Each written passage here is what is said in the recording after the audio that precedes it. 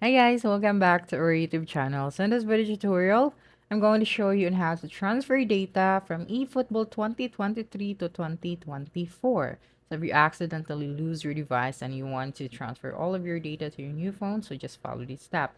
So just tap on the three horizontal lines at the bottom and then click on the data transfer.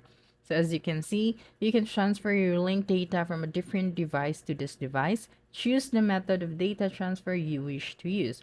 For example, you want to use the transfer data link to Konami ID account, but first you should remember that you have to check if your account is linked to your email address. So in order to check that details is we have to go back and then tap your screen.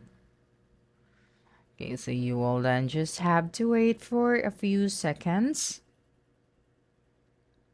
Okay, so this is a very important process for you to transfer all of your data to your new device.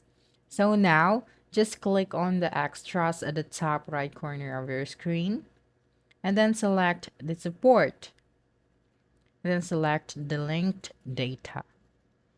Okay, so as you can see, my Konami ID is linked to this account. So in order to check that, you will then just have to tap on the view link data option.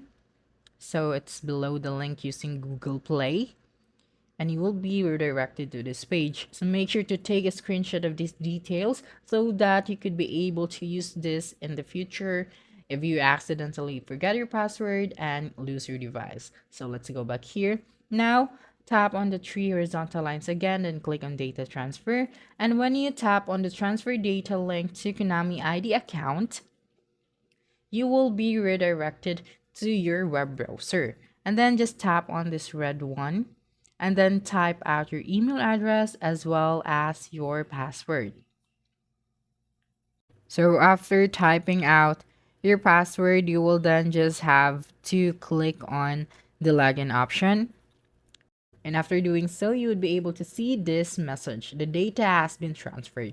Okay, you can transfer your data 8 more times or 10 times per month. So this number is reset every month.